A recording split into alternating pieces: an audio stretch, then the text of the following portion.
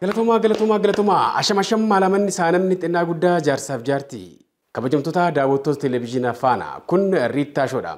Riittaan Shoo irra keessummaa isiniif qabatee dhiyaate Finfinneetti itti gaafatamaa waajjira paartii badhaadhinaa kutaa magaalaa Gullalleeti. Biruuk Eeliyaas jedhama. Meegaa Finfinnee kana tibba kana keessumattuu ololli garaagaraa itti ka'uudhaan hoggansa Oromoo Finfinnee keessa jiru hojiin inni hojjechaa jiru akka sirriitti mul'atee addunyaatti hin baanee fi wanti hojjetamaa jiru hin jira. Dargaggoon kun ammoo caasaa bulchiinsa Finfinnee keessatti jiran keessaa dargaggoo cimaa fi fudhatama guddaa qabudha.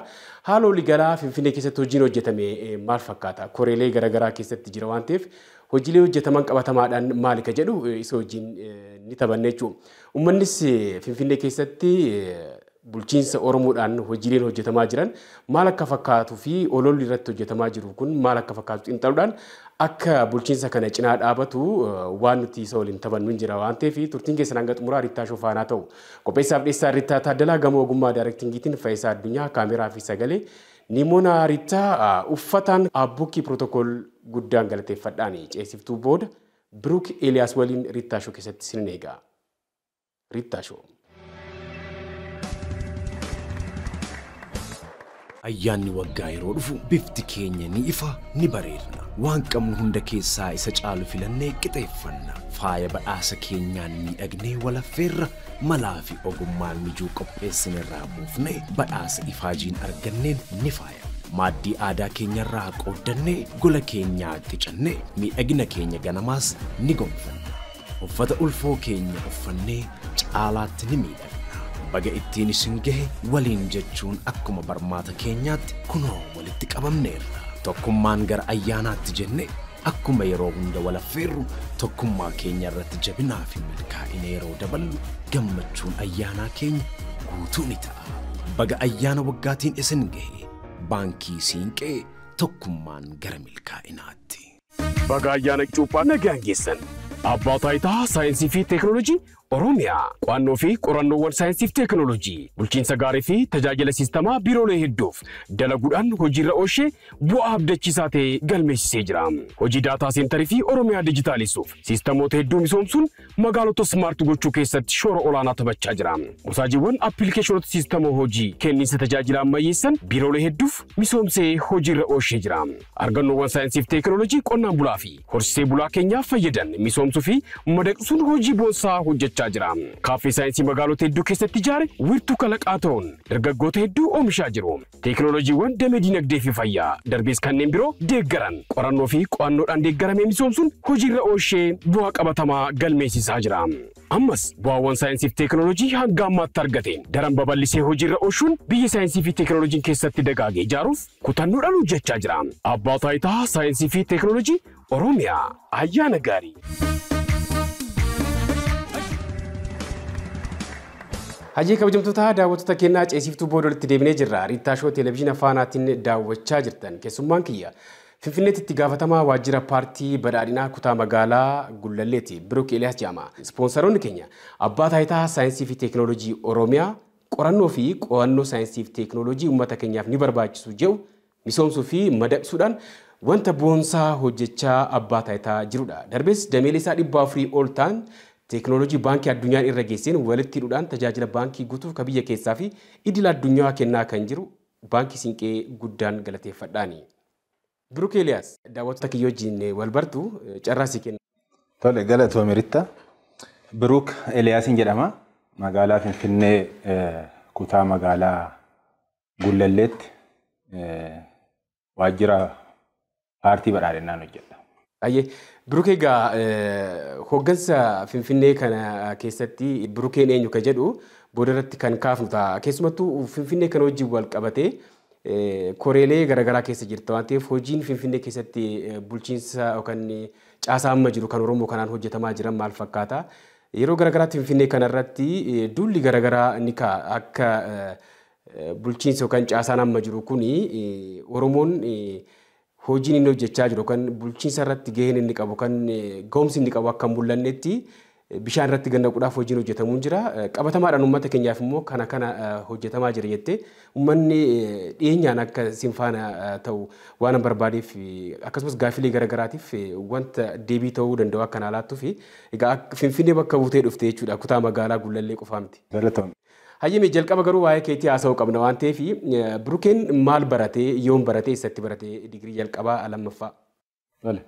Digirii tokkoffaa kanan baradhe Yuunivarsiitii Gondaritti soosiyooloojiidhaan eebbifame bara 2000 eebbifamtoota barkumee jedhamna bara saboorri eebbifamne.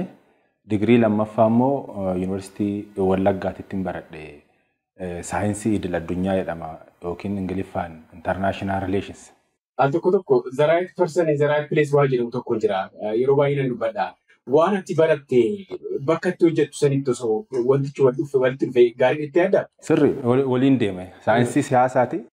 Akkasuma kan hojjechaa jirullee siyaasuma irraa waan ta'eef. Beezikaalii siyaasaa fi piroofeeshiniin hin barbaachisu. Meedisinii barattee siyaasa hoogganuu dandeessa.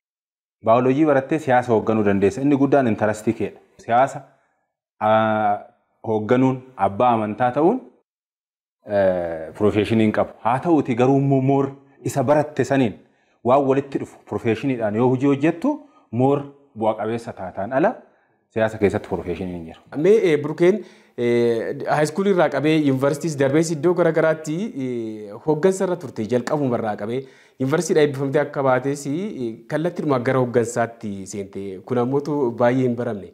Akkami uumamni kee kunumti akka hoogganaa taatu godhee si uume moo?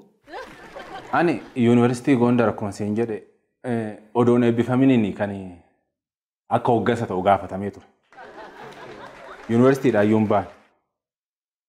Booddee akkuma eebbifamee hagayya 10 eebbifamee fulbaana 5 hooggansuma ta'een itti fufe. Ani haayiskuulii dhumarraa yoon baradhu baay'ee aktiiviidha. Barumsaanis akkasuma, hojiidhaanis akkasuma wantoota kana hoogganuun natti tola. Barattoota dura bu'ee nan hoogganaa, kilaboota garaagaraa nan hoogganaa. Haayiskuuluma keessa doon jiru jechuudha. Yuunivarsiitiis dhaqee Gondaris yoon jiru dipaartimentii keenyaan soosiyooloojii asooseeshin jennee uumneet dipaartimentii sanittis asooseeshinii sanis natu hoogganaa. Asooseeshinii garaagaraa yooman dhaladhuun hoogganaa ta'e waan dhaladhe fakkaata. Mee bu'aa ba'ii keessa dabarte siyaasa kan hojiinis iddoo hooggansa garaagaraatti hojjettee jirtu waan ta'eef akka dargaggootitti wanta gadhee maal hubattee wanta gaarii maal hubattee kana mee siyaasa hojiinis wal qabsiistee naa kaasuu dandeessa? Gaariidha. Siyaasa keessa yaa gaddis gammachuunis jira. Keessattuu immoo iddoo ijoo yeroo hooggantu hin murteessita. Nama murtoo taata waan ta'eef wanna si gaddisiisu murteessita. Wanta si gammachiisu murteessita. Siyaasan hoogganaa ture keessatti ani waan na gaddisiisu tokkollee murteessee hin beeku. Fakkeenyaaf godinaalee garaagaraa haga godina 4 hojjedheera Oromiyaa keessaa iddoon hojjedhe kanatti keessattuu sirna darbee sirna addawaayii jedhamu san keessatti yeroon hojjedhu wantoonni nama gaddisiisuuf hojjetamu hedduutu jira. Isa san cabsuuf akka dhuunfaatti tattaaffii guddaa godheera. Achi keessatti namoonni miidhamuuf turan akka miidhamneef sirnichi miidhuuf ture akka miidhamneef karaa lafa jalaatiin namootaaf ergaa dabarsuun odeeffannoo kennuun miidhama san jalaa namoota baay'ee oolchuu kootitti keessattuu saba keenya irratti yeroo sanitti wanna hojjetamu saba keenya akka miidhamne namoonni beekoon jiru gurguddoon jiru dargaggoonni jiru miidhamaa jirtu ila waan akkanaattu jira karaa jalaa goraa waan akkanaa goraa ila akkanatti hin deemina. Siyaasni akkanaa miti qabsoon akkanaa miti jedhuudhaan gorsuudhaan karaa irraa maqsuudhaan wantoonni hojjedhe hedduu waan ta'eef keessattuu gara lixa Oromiyaa kanatti isatti baay'een gammadaa namoonni yeroo san waan hamaa san keessa darban har'a fira taanee nagalateeffachaa jiru jechuudha. Garuu wanni ani irraa baradhe siyaasa keessatti sabaaf hojjechuun baay'ee murteessaadha. Kaayyoo qabatte immoo murteessaadha. Kaayyoo qabatte saniif itti ciccitee kaayyoon kaayyoodha. Isa saniif hojjechuun murteessaadha. Yeroo kaayyoodhaaf hojjettu immoo waan hedduu baratta. Waan hedduu baratta. Kutannaan jira. Kutattee hojjetta. Kutannoon namoonni waan itti amananii hojjetan san kutatanii akka hojjetan irraa hin bartaa namni sirraa hin bara anama iddoon hojjechaa turetti ifa wannan hojjedhu keessatti dhoksaadhaan dudda duubaa wanni godhu hin jiru. Rittaan akkana yoo rittaatti ifattan hitima tokko tokko yeroo hin aara garuu baay'een isaanii oduu afaan sittaasan duubaan boolla guddaa qabu. Afaan sittaasaa gaarii sittaasaatti boolla dudda duuba isaanii jiru sanitti si darbachuuf deemu. Na biratti immoo waan akkasiin agartu. Kan biraa hoggansa Finfinnee keessatti kennamu baay'ee ulfaataa akka ta'e iddoo biraatti hojjechuu irraa Finfinnee keessatti baay'ee tokko ulfaataa akka ta'e namoonni tokko tokko bakka itti qoramtuu fi bakka itti qaramtu jedhanii siin kaasu. Keessumattuu Oromoo taatee isaa kanatti ammoo Finfinnee keessatti hoggansa irra taa'uun baay'ee tokko akka ulfaatudha. Sabaaf sablammii hedduu hoggantaa isaa kanatti ammoo wanta taargaa ta'e tokkos namatti maxxansuudhaan ilmaan Oromoo hoggansa irra jirtan kan Finfinnee keessa mataa keessan cabsuudhaaf waan hojjetamu hin jira. Abbaa dabareedhanii waan itti laatamu hin jira. Mee kallattii garaagaraatiin gaheen Oromoo maal fakkaata? Waan irratti haasa'amu kunoo yeroodhaa yerootti waan kun uummataaf ifa ta'uu qaba waan ta'eef akka biyyaatittis ta'u. Finfinnee keessa dura waa'ee hoggansa waliigalaa keessattuu hoggansa Oromoo dubbachuu dura waa'ee Finfinnee haasa'uun gaariidha. Finfinneen akkuma beektu magaalaa miti. Biyya. Akka magaalota biroo magaalaa qofa jettee bira dabartu. Biyya. Maaliif biyya jennaa? Finfinnee keessa sabaaf sablammiin biyya kanaa kamiyyuu hin jira. Kanaaf Itoophiyaa xinnoo jennee ilaalla Finfinnee. Akka biyya keessatti olaalle. Kana qofa miti. Finfinneen teessoo magaalaa naannoo Oromiyaati. Teessoo magaalaa federaalaati. Teessoo magaalaa Afrikaati.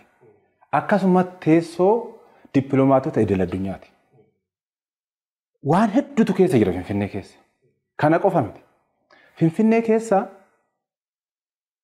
siyaasa paartilee siyaasaa garagara naannoodhaaf hin hojjedha jechaa naannoo wayitu bakka bu'a jechaa waajjirri isaa Finfinnee keessa.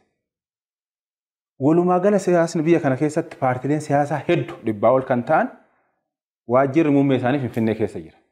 Kanaaf Finfinnee keessa fedhe hedduutu jira jechuudha.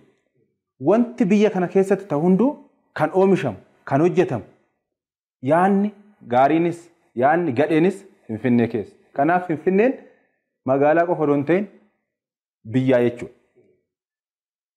Akka carraa argattee immoo magaalaa kana yoo hooggantu wantoota kana hunda wal simsiistee hoogganta. Oromoo taatee Finfinnee hoogganuu hin ulfaata kan jedhamuuf wanni ulfaatu tokko hin jiru. Hooggannee bu'aa buusnee kana duras agarsiisneerra ammas agarsiisaarra. Finfinnee keessatti kabajamtuu kantiibaa Aadde Adaanech Abeebee waliin wal qabatee erga isaan dhufan hojiiwwan baay'ee hojjetamanii jiru. Qabatamaadhaan waan mul'atu keessumattuu namummaa hawaasummaa hegeree biyyaa dargaggoota daa'imman irratti qulqullina irratti wantoonni hedduu hojjetamanii jiru. Garuu duulli itti gaggeeffamu kun akka homaan hojjetamnetti maaliif ka'a? Qabatamaadhaan wanti hojjetamaa jiru kun uwwisa miidiyaa sirriitti argachaa jira yookaan dibbeen itti dhahamaa hin jiru naaf fakkaata. Kanarratti hanqina keessanis nan ilaala. Kana garuu uummanni keenya keessumattuu beekuu qaba. Abbaan of beekee rakkoo dhufu kanaaf illee cinaa dhaabachuudhaaf hin salphatu. Kana fakkeenyaan as ibsa. Fagoo deemin isumamma yeroo ammaa qabatamaatti ta'aa jiru. Kantiibaan magaalaa Finfinnee Aadde Adaanech Abeebee Oromoodha. Hooggansa isaan Finfinnee keessatti godhaniin. Bu'aa dhufe muraasa qofan sitti. Finfinnee keessa barattoota 1000 lakkaa'amtu jira. Barattoonni kuni keessattuu barattoonni sadarkaa tokkoffaa baratan haga sa'aatii 9 turu ciree nyaatanii dhufuu qabu laaqana fidatanii mana barumsaa keessatti nyaachuu qabu. Sa'aatii laaqanaa san booda sa'a 9 booda ba'anii gara manaa galuu qabu. Jiraataan hedduun Finfinneen akkuma beekamu sooressis jira, hiyyeessis jira, sooressi caafitti ol ba'ee jira, hiyyeessaa gadiittis jira. Ijoolleen hiyyeessaatii fi hiyyeessaa gadii kun ciree odoo nyaatiin mana barumsaa dhufu. Laaqana waan fidatan waan hin qabneef cireedhaayyuu hin nyaanne. Namoonni ijoolleen barattoonni biroo laaqana fidatanii waan dhufaniif. Saayinii duwwaa isa laaqana itti qabatan san peestaalitti hidhatanii dhufu. Yoo laaltu maal hin qabu? Laaqana hin qabu. Pireedii tokkoffaa baratanii lammaffaa hin kufu. Hin nyaanne ka garaan isaanii duwwaadha. Sa'aatii laaqanaa gahuu hin danda'an. Hooggansi Finfinnee Aadde Adaanech Abeebeetiin hoogganamu kana jijjiire. Maal godhe? Barattoota 700,000 oliif ciree fi laaqana nyaachise. Lammaffaa yuunifoormiidhaa kan bituu hin dandeenye, dabtara kan bituu hin dandeenye jira. Kan immoo waan qabu itti bite ijoolleen sooressaa bifa jijjiirtee uffata jijjiirtee caammaa jijjiirtee uffattu ijoolleen hiyyeessaa laaltee hawwiti. Kan isaanii hawwiti malee barumsumaa sirnaan hin hordoftu. Isa kana hambisuuf barataan mana barumsaa dhufu kamiyyuu yuunifoormii wal fakkaatu haa uffatu jechuudhaan barattoota kanaaf yuunifoormii hodhisiise bulchiinsi magaalaa Finfinnee. Kan sharaa keessa bulan, dildila jara bulan, mana 60,000 lakkaawwamu tola ooltummaadhaan ijaaruudhaan abbaa manaa godhaniiru. Mana 60,000 lakkaawwamu. Hoggaa 3 dura Finfinnee keessatti warshaan daabboo oomishu 100,000 caaleen beeku. Hooggansa kanaan garuu miliyoona 3 oltu oomishamaadha Finfinnee keessatti. Hooggansi magaalaa Finfinnee hojii hojjete keessaa tokko gabaa sanbataa yookiin Sandee maarkeettii jedhama. Gatii madaalawaadhaan hiyyeessi gadi ba'ee kuduraa fi fuduraa bitatee kan itti ol deebi'u hojjetee kan qindeesse hooggansa kana. Magaalaa faayessuu keessatti hojii guddaan hojjetameet isaanis keessattuu isa qulqulleessite balfaa qulqulleessisan deebistee waan biraatiin oolchuudhaaf kan fakkeenya taate addunyaa irratti Finfinneedhaa kantiibaan Aadde Adaanech biyya alaa deemanii Biraazilitti addunyaa irraa tokkoffaa ta'uun Finfinneen badhaasa fudhataniiru. Isa sila jalqaba irratti sitti hime waa'ee barattoota mana barumsaatti nyaachisu rakkoo nyaataati jecha barumsa rakkoo dabtaraati jecha rakkoo yuunifoormiiti jecha barattoonni mana barumsaati akka nafne waan godhaniif Ameerikaa irratti Finfinneen tokkoffaa taate badhaasa kan fudhatte yeroo hooggansa Oromoo.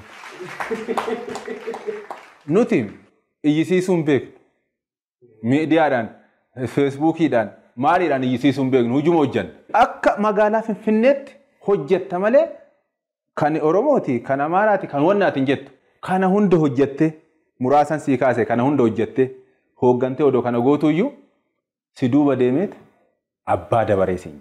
Abbaa dabaree waan si jechisiisu miti kun. Karaa biraatiin maal nuun jechaa yeroo warra abbaa dabaree jedhu kun. Nu abbaa dabaree turree amma immoo isin abbaan dabaree jechuu barbaadaniiti. Garuu wanta amma hojjetame kana hin hojjenne. Hojjechuu miti yaada isaanii keessaan turre. Hin agarre kaa lafarratti. Abbaa dabaree yoo jedhamte waan hunda ati to'achuu qabda. Waan hunda bulchiinsas siyaasas eenyutti to'achuu qabu. Qaama abbaa dabaree jedhamtu santu to'achuu qabu. Garuu wanti lafarra jiru maal fakkaata jedhee xinnuma ishee atis akka bartu uummannis akka baru sitti muufi. Koree qindeessituu magaalaa Finfinnee kan bulchu qaama olaanaa nama 9tu jira. Qaama olaanaa. 9 kana keessa Oromoon nama 2 qofa. 3 warra Kibbaati, 2 Amaaraa, 1 Tigireedha. Eessatti abbaa dabaree taatee atu 9 keessaa nama 2. Hooggansi kennamu hooggansa walooti malee hooggansa dhuunfaa nama dhuunfaati miti. Waliin kennu magaalattiin magaalaa sabaaf sablammiiti. Kana kan lafarra jiru. Kun magaalaa irratti. Karaa nan hoogganutti kutaa magaalaattis kootu. Koreen qindeessituu nama 5. Achi keessaa nama 1. Kanafan sabaaf sablammii biroo. Tarii ani xiqqaattanis akka jedhamu kana lakkoofsi keessan inumaa hin baay'ata osoo hin ta'in xiqqaata waan ta'eef xiqqaattanis garuu jajjaboo waan taataniif hojiin keessa kun akka Oromoon baay'atee Finfinnee keessatti hojii hojjetetti maqaan siin balleessuudhaaf waan deemamu natti fakkaata. Akka duudhaa aadaa keenyaattis kanan godha yoo jette nuun ayyamu nama walqixxummaadhaan mul'isa. Sirni gadaatis kanan ayyamu. Kuni dibbeen isaa kan tumamuuf halkanii guyyaa kan irratti hojjetanii fi Oromoon abbaa dabaree ta'ee miti. Finfinnee irraa Oromoon akka waliigalaatti faayidaa seera qabeessa ta'ee fi isaaf malu argachaa jira. Oromoon Finfinnee irraa waan argachuu qabu hin arganne tasa. Tasan arganne. Biyya sirna federaalaan bultu keessatti qoodamsi aangoo akkaataa baay'ina uummataatiin. Akkasuma immoo hojjetaa mootummaatis akkasuma ta'uu qaba. Kana yoo ilaalte Finfinnee irraa isaa ta'u mootummaa naannoo federaalaa irraa Finfinnee Oromoon waan argachuu qabu hin arganne. Kun ganaa uummanni Oromootis itti dammaqee hojjechuu qaba, gaafachuu qaba. Heerri biyyattii waa tokko lafa kaa'ee ture keeyyanni 49. Finfinnee irraa Oromiyaan waan argachuu qabdu kan jiru tokko. Haga ammaa hojii irra oolle wanta. Isa kanas gaafachuu qaban. Waan argachuu qabu Finfinnee irraa isaa ta'u mootummaa federaalaa irraa arganne naa kenna dhimma koo. Gahee koo naa kennaa jechuu qaba. Uummanni kana dammaqee hojjechuu qaba. Duulli duulamu waan hundaa ani qabachuun qabaa. Waan hundaa ani to'achuun qabaa qaamni jedhu jira. Waan hundaa ofii kootiin bulcha. Waan hundaa ofii kootiin to'adha. Baankis taankis kan jedhamu san jechuudha. Ofii kootii qabachuun qabaa. Anaan ala kan biraatiif hin malu. Anaan ala kan hooggansi qaama biraatiif hin malu. Anaan ala kan bulchiinsa kantiibaa teessoo sanirra namni biraa taa'uun qabu qaamni jedhu jira. Qaama muraasa kun saba bakka hin bu'u. Kun hin milkaa'u yoomillee hin ta'u. Sabni Oromoo keessaa bahee Finfinnee bulche kun dhufa jedhamuun qabu jedhee warra yaadutu fidee daaraa itti naqa, bishaan itti naqa, cilee itti dibu. Kan ammoo sabni hubatee nu wajjin dhaabbachuu qaba. Namni Finfinnee keessa jiru bee jiraataan Finfinnee otoo waraanni jiraachuu baate, otoo akkas ta'uu baate yoo tana eessa geenye jijjiiramaa as jedhaniiti kaasu. Bifa gaabbiitiin kaasu. Amma nageenyi yoo dhufu kan isaan hawwaa jiran mootummaan kun bulchiinsi magaalaa Finfinnee kun waan jalqabe kana caalaa itti fufsiisa jedhanii hawwiidhaan eeggachaa jiru. Baay'ee boqonnaa fudhannee gaafa walitti deebinu qabxiileen hafannee jiru isaan ni kaafna. Gaariidha. Kabajamtoota daawwattoota keenyaa boqonnaa fudhaatii walitti deebina. Hayyee kabajamtoota daawwattoota keenyaa kan isin daawwachaa jirtan Riittaa Shoo Televezyiina Faanaatiin keessummaan kiyya Finfinneetti itti gaafatamaa waajjira paartii badhaadhinaa kutaa magaalaa Gullallee Biruuk Eeliyaas ispoonsaroonni keenya abbaa taayitaa saayinsii fi teekinooloojii Oromiyaa qorannoo fi qo'annoo saayinsii fi teekinooloojii uummata keenyaaf ni barbaachisu jedhu misoomsuu fi madaqsuudhaan wanta boonsaa hojjechaa abbaa taayitaa jirudha. Darbees dameelee isaa 400 ol ta'an teekinooloojii baankii addunyaan irra geesseen walitti hidhuudhaan tajaajila baankii guutuuf ka biyya keessaa fi idil addunyaa kennaa kan jiru baankii Siinqee guddaan galateeffadhaani. Biruuk Eeliyaas iddoo amma jirtu kanatti gara kutaa magaalaa Gullalleetti osoo hin dhufin bakka duraan turteetti hojiiwwan babbareedaa hojjechuudhaan adda durummaadhaan badhaafamtanii jirtu. Waan isin badhaafamtan suni hojii maal hojjettaniiti? Amma immoo piroomoot taatee yookaan guddinaan gara iddoo ammaa kanaatti yookaan gara kutaa magaalaa Gullalleetti dhufteerta. Akka muuxannootti bakka duraan turte irraa maal fiddee dhufte? Hojiin ammoo hojjetamaa jiru muuxannoo irraa dabarsuu kan wajji wal qabate sirriitti osoo akka hafteessan illee kutaalee magaalaa kan birootiif fakkeenya ta'a. Kanan duraan ture kutaa bulchiinsa Laaftoo jedhama. Gabaabinaan Nifaas Silk Laaftoo jedhama. Kutaa magaalaa sanin ture. Kutaa magaalaa ture kanatti karoora tokko muummee ministeeraa gadi buusanii turan. Maal fidanii? Karoora guyyaa 60 guyyaa 90 waan jiru tokko fidan. Waxabajjii dura odoon gahin aga waxabajjii geessutti guyyaa 60 keessatti waan hojjettan baasaa fidaa jedhaniiti bulchiinsa magaalaa kaabinee bulchiinsa magaalaa Finfinnee waamanii kallattii kennan. Isinis immoo gadi bu'aatii hojjedhaa jedhan. Koreen sila siin jedhe saglan sun jiru miti kan bulchiinsa magaalatti bulchan. Siyaasaanis bulchiinsaanis. Isinis gadi siqaatii sadarkaa tokko gadi bu'aa hojjedhaadha. Gadi bu'anii hojjetan. An kutaa Nifaas Silk Laaftoo yoon jiru guyyaa 60 kana keessatti wanta hoggaa lama keessatti hin hojjetamne hojjetan. Fakkeenyaaf bakka kantiibaan deeggaraa turte kutaa bulchiinsa magaalaa lamaan kanarratti gamoon abbaa darbii 11 guyyaa 60 keessatti dhumeera. Dhageessee beektaati guyyaa 60 keessatti Itoophiyaa keessatti kan paarkii Laaftoo kan jedhamu jira. Paarkiin sun sadarkaa isaa kan eeggate guyyaa 45 keessatti dhume. Manneen warra harka qalleeyyiitiif ijaarame guyyaa 60 keessatti. Pilaasfoorii abbaa darbii 4. Kana waliin hojjenneet akka dhuunfaatti osoo hin ta'in akka hoggansa holootti galata arganneerra bulchiinsa magaalaa Finfinneerra. Isa san immoo kutaa magaalaa birootti bal'isuu jedha. Laaftoo jiru kana hojjenneerra Gullalleetti immoo bara darbe kun hin hojjetamne isa san bal'isuudhaaf anis achi dhaqeera guyyaa 90 karoora baafannee irratti hojjechaa jirra. Biruuk Eeliyaas gama kiyyaan hoggansa Oromoo Finfinnee keessa jiru waan seenaan isin gaafatuu fi wanta hin taane akkasiin hojjechaa hin jirre nan hubadhaa. Uummanni garuu al tokko wanta miidiyaatti as baaftee hin dubbanne hin jira. eenyaan maal gochaa jirtanii maal murteessitanii jedhee isin gaafachuu akkaataan itti danda'u kana osoo mijaa'inatti tola. Gaariidha. Finfinneen magaala kophaa ishee of dandeessee dhaabbattu miti. Finfinneen uummataa fi magaalota naannawaa isheetiin ala kophaa dhaabbattee hin jiraattu. Walitti hidhamiinsaatu jira. Wanti naannaa sanitti rakkoon uumamu Finfinnee keessatti hin calaqqisa. Wanti Finfinnee keessatti uumamu immoo naannaa sanitti hin calaqqisa. Kanaaf walitti hidhamiinsi dirqama. Kanarratti wanni gaariin hojjetame tokko sii kaasuuf asumaan Finfinneen sila sii kaaseen ture hoggaa 20 waan hin guunne keessatti dachaa kan bal'atte. Mootummaa kana uummanni Oromoo kan galateeffachuu qabu. Seenaa keessattis kan hin dagatamne. Bara kana mootummaan badhaadhinaa kan hojjete waa'ee daangaa Finfinnee. Daangeffamteerti. Daangaan taa'eera. Amma san bira darbuu hin dandeessu. Kana booddee qotee bulaa buqqisuu hin dandeessu. Sila jenne san raawwachuu hin dandeessu. Isa kana mootummaa kana galateeffachaa uummanni keenya amma immoo isa itti aanee hojjetamuuf ifatti wanni jettu jira, wanni hin jenne jira, wajjin dhaabbachuu qaba.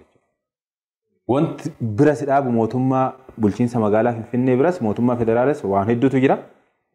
Bira dhaabbatee waan achirraa argachuu qabu hawaasummaadhaanis diinagdeedhaanis tajaajila hundaa irraa argachuu qaba waan ta'eef as siquu qaba, achi siquu hin qabu. Amma dudda garagalfateera namni tokko tokko. Wanni Oromoo miidhu murteen tokkoon murtaa'u waan fayyadoo ta'e. Itti siqxee gaafachuudha. Maal godhaa jirtaa? Gaafatee maal isin gargaaru immoo eega isin kana hojjettanii jedhee kan gaafachuu qabu uummata keenya. Birook Eliyaas hojiiwwan hojjettu viidiyoos daawwattoota kiyyaaf daayireektarri kiyyeen mul'isa. Deeggarsa barattootaaf gaafa gootu maalirra jiru? Hojii tola ooltummaa kana inni ifte moo hojii sitti baay'inaan maalirra jira? Hojii tola ooltummaa har'a miti kanan jalqabe. Ijoollummaa koorraa jalqabee elementarii yoon baradhu hojii tola ooltummaa kana nan jaalladha. Hiyyeessa yoon arge uffata warra qabanirraa guuree dhaqee kennaaf. Inni sun guddachaa dhufee yuunivarsiitiis yeroon ture Dipaartimentii Soosolojiin baradhe siin jedheen jira.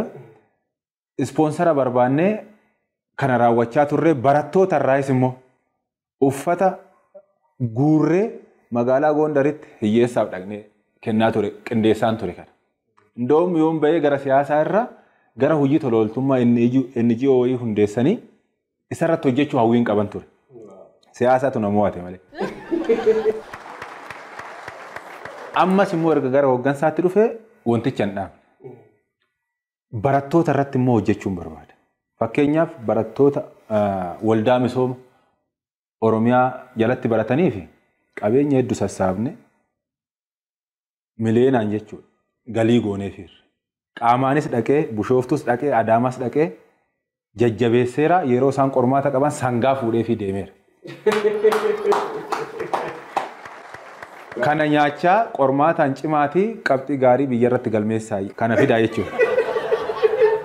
Asuma Shawaa Bahaa kana yoo ilaalte mana barumsa Awaash Malkaasaa akkuma sila jette viidiyoon jira. Meeshaa barnoota fi kan qulqullina shamarraniif ta'u qarshii 500 olitti madaalamu Awaash Malkaasaa sadarkaa lammaffaa geessee kenneefiin jira. Mana barumsa ofii kooti haga 8 itti baradhe jira. Mana barumsa san miidiyaa irratti ilaalanii namoonni baay'een naa bilbilanii mana barumsa itti baratte akkam irraanfatte kan biraa irratti hojjechaa jirtaan nan dhufan jedheen. Barumsi waggaa haaraa odoon jalqabin Dhaagumee keessa barataa 3,000 meeshaa barnoota waggaa tokkoof isaan tajaajiluu danda'u. Qabxii miliyoona tuqaa 1-2 baasii kan itti ba'e. Fuudhee barattoota 3,000 mana barumsa 2 kenneen.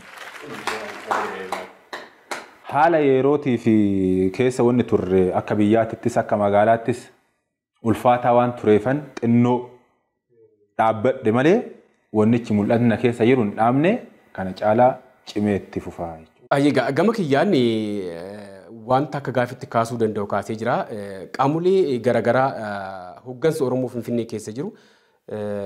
Adda durummaadhaan hojii boonsaa hojjechaa jiran yeroodhaa yerootti akkanatti soquudhaan nan dhiyeessee waa'ee Finfinnee kana bifa danda'uun miidiyaan dhimma Oromoo hojjetu hunduu akkanatti uummata qofa qabsiisuu qaba jedhee yaadu waan ta'eef gama arraaf garuu galatoomi siin jaa Birook Eeliyaas.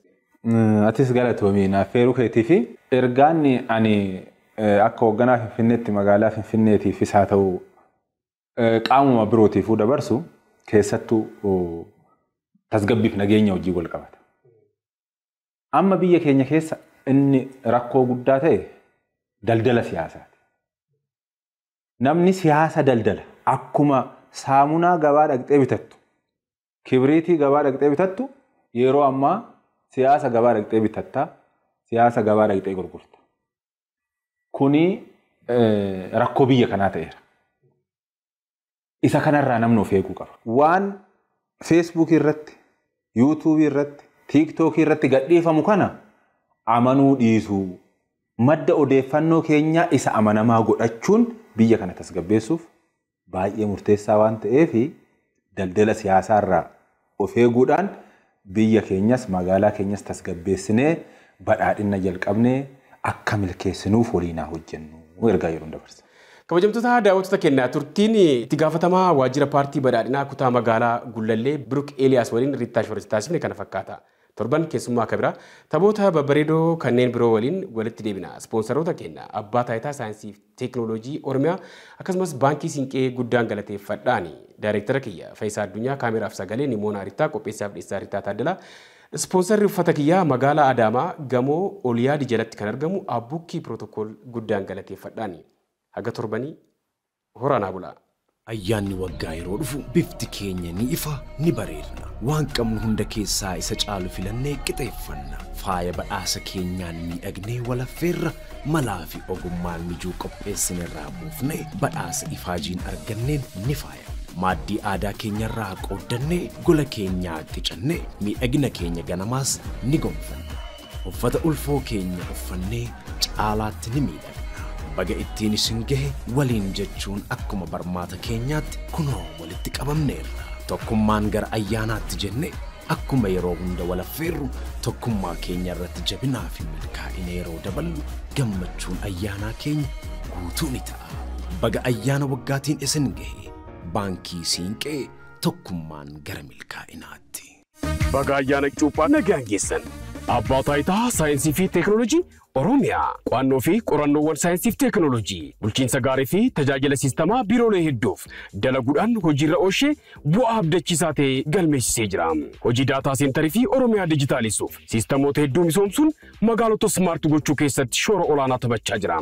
Musaajiiwwan appilikeeshinoota siistamoo hojii kenniinsa tajaajila ammayyeessan biiroolee hedduuf misoomsee hojiirra oolchee jira. Argannoowwan saayinsii fi teekinooloojii qonnaan bulaa fi horsiisee bulaa keenyaaf fayyadan misoomsuu fi madaqsuun hojii boonsaa hojjechaa jira. Kaaffee saayinsii magaalota hedduu keessatti ijaare wiirtuu kalaqaa ta'uun dargaggoota hedduu oomishaa jiru. Teekinooloojiiwwan damee dinagdee fi fayyaa darbees kanneen biroo deeggaran qorannoo fi qo'annoodhaan deeggaramee misoomsuun hojiirra oolchee bu'aa qabatamaa galmeessisaa jira. Ammas bu'aawwan saayinsii fi teekinooloojii hanga ammaatti argateen daran babal'isee hojiirra oolchuun biyya saayinsii fi teekinooloojiin keessatti dagaagee ijaaruuf kutannoodhaan hojjechaa jira. Abbaa taayitaa saayinsii fi teekinooloojii Oromiyaa ayyaana gaarii.